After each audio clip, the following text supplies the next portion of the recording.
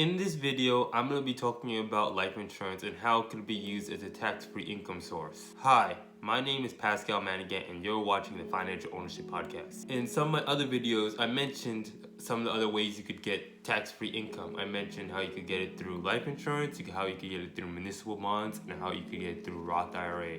And those are basically only the only three sources that you can use to get tax-free income. And to some extent, real estate can be, because you could get depreciation from your rental income, but I'm not going to be discussing that in this video. In this video, I'm going to be talking about how you could use life insurance as a tax-free asset. So the reason why life insurance is tax-free is because Rule 7702 IRS code.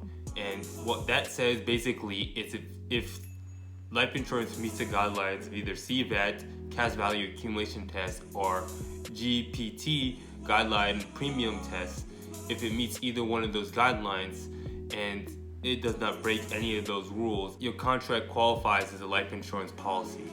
And if it breaks those guidelines, in other words, it'd be called a MEC, which basically means you're putting more than the IRS allows for you to get the tax benefit of life insurance.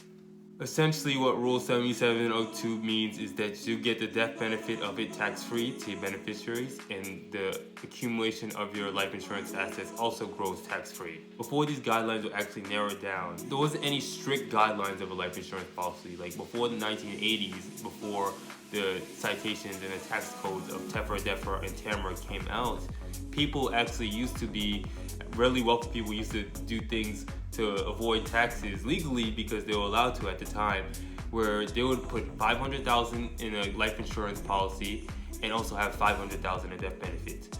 So basically what that would mean, if you were able to do that and take advantage of that before the 1980s, people were actually getting policies where they had no cost of death benefit, and later on when the policy accumulated in cash value, they wouldn't have to pay taxes on it, because the only thing that you get the charge on when it comes to life insurance, or the primary thing that you get the charge on, is the net amount at risk. So basically, if you're taking $500,000 and you're getting a $500,000 death benefit, the net amount at risk to the insurance company is zero, which also means the fees of your policy are basically zero as well. So really wealthy people used to use these strategies to basically max fund their insurance policy and make sure that there was no cost of insurance or anything like that. And later on, when their money grows, they would say 5 to 10%, they would take out their money tax-free. But there's been more regulations and rules to make that not take place, and more IRS codes have been established to further establish the guidelines of life insurance, like the guidelines I mentioned before, TEFRA, DEFRA, and TAMRA. So there's two ways you can get your access to your money tax-free in a life insurance policy. The first way you can do is you can withdraw up to basis. Basically what that means when I say withdraw up to basis is basically taking out up to the amount you contributed. So if you put in $100,000 into your life insurance policy and you take out $100,000 later on when you have that amount in your policy, you don't pay any taxes on it because you haven't taken any excess gains on your policy, which would make sense. You only pay taxes when there is a gain. But obviously, if you withdraw more than that, you're gonna get taxed on your money. But if you want to not pay taxes on your policy at all, so that's why there's things like loan provisions. So a lot of times people get confused on how the loan provisions actually work. I discussed a little bit on loan provisions of an IUL in my last video. But if you think about a loan provision in a life insurance policy that you're using, you're actually borrowing money from the life insurance company. You're not borrowing money from your policy itself. So basically what happens is you're borrowing money from the life insurance company, and the life insurance company is using your death benefit as collateral. So if you happen to pass away, the amount that you loaned would be taken out of your death benefit, which basically means your beneficiary would get less money. But depending on the life insurance contract you have, like I told you with IULs, like I've mentioned in another video, IULs actually have some loan provisions where you can actually make money and actually not even get charged if you want to make it just a wash loan. I discussed a little bit about that in my previous video. If you want to learn about the different loan provisions that you can use and take advantage of to kind of make money on the money that you're borrowing, take a look at my last video that I posted before this one. I'll also leave it in the description below as well. But basically, when you're borrowing money from the insurance company, that means that all the interest that you're earning inside your policy stays the same. You would get a charge of, say, whatever the insurance company charges you, whatever their loan rate is, whether it's 3, 4, 5%. But at the same time, that account that you have that's accumulating in interest is going to stay in that account and continue to accumulate interest, and you could actually earn some positive arbitrage on it. So that's a good thing about some loans that you could use in life insurance policies. The reason why you take loans is because when is the last time you've ever got taxed on a loan? Never, right? People don't get taxed on loans. So when you want to not get taxed on your money, even when you take excess from your policy or from the insurance company, if you don't want to get taxed, you want to take a loan from your money, not actually withdraw the money. And it also gives you the ability to put it back into the policy if you want to. If you want to just earn interest on all of your money and not have to pay any interest to the insurance company. So you could do that later on if you want to, after you borrow some money from the insurance company. But I will say there are some things you really want to pay attention to if your goal is to maximize the cash value in your life insurance policy, because you could structure it the right way or the wrong way for doing something like that. If you want to structure it to maximize income in your life insurance policy, what you want to do is you want to pay attention to 3 things. You want to pay attention to the premium that you're putting into the policy, how much you're willing to put in, let's say whatever it is, the amount that you're putting in monthly, yearly, or whatever it is, whether it's 500, 1,000 that you're willing to put in monthly. You want to pay attention to that premium that you're putting in, know exactly what you're paying. Also, you want to look at your death benefit as well. Why is the death benefit important?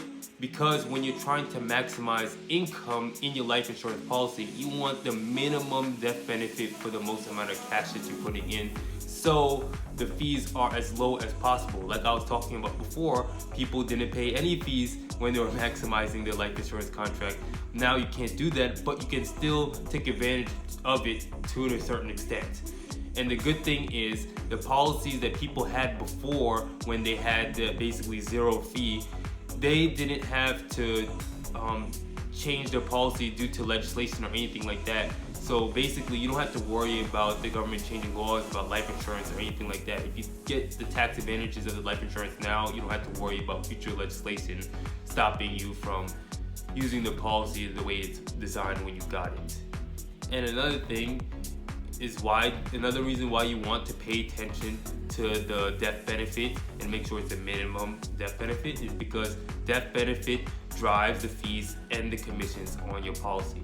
So if you want to maximize the cash component of your life insurance contract, you want to make sure that the fees and the commission are as low as possible to make sure that you have as much cash in your policy later on when you decide to retire or use it for a source of income or use it as a way to invest in other stuff.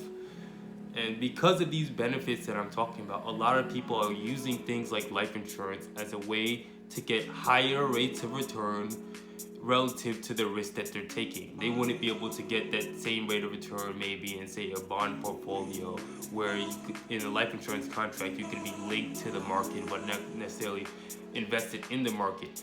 And also, the bond portfolio isn't going to give you the same tax benefits. That's why a lot of people are starting to look into things like life insurance, and why life insurance assets are increasing over the years, because people are starting to become aware of things like taxes and tax increases, and they're starting to be more concerned about these things. So putting your money in a life insurance contract makes a lot of sense because it gives you the tax benefits and a way to get higher return relative to the risk that you're taking. You wouldn't have to take as much risk as, say, investing in the stock market. Well, the big reason now that people actually should be looking into things like life insurance, because if you look at tax rates currently right now, taxes are historically low. So the thing is, Americans haven't changed their strategy, but the tax situation has drastically changed over time.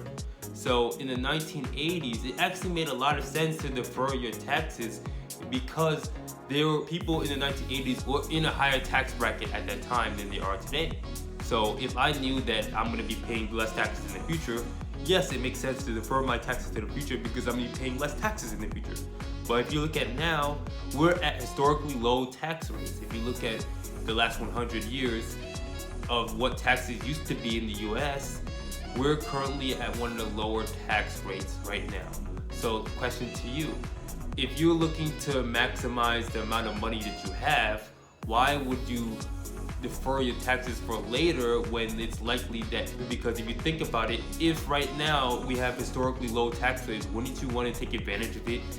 Pay the low taxes now and put your money in tax-free baskets like Roth IRAs, municipal bonds, and life insurance, and later on pay no taxes when taxes might be 50-60% like they've been in the past at the top marginal tax brackets. But more and more people are starting to be worried of these things, and that's why a lot of people are starting to use life insurance as a diversification tool, as a way to grow their assets in a less risk and more tax preferred way. If you found some value out of this video, go ahead, like, comment, subscribe. And always, if you want to contact me, I have a link to my website below. Feel free to send me a message there or just leave a comment below. Thank you.